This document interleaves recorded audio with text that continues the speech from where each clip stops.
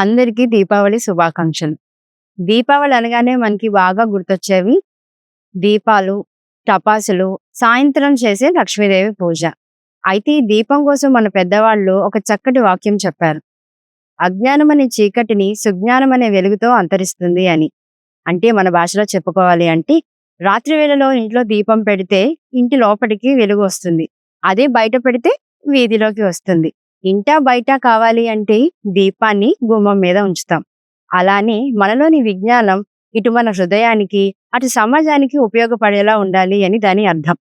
ఇంకా సాయంత్రం చేసే లక్ష్మీదేవి పూజకి సిరి సంపద అంటే మనకి లక్షల జీతాలో, కార్లు, బంగళాలో కావాలని కాదు. నిజంగా మనిషికి ఏం కావాలండి?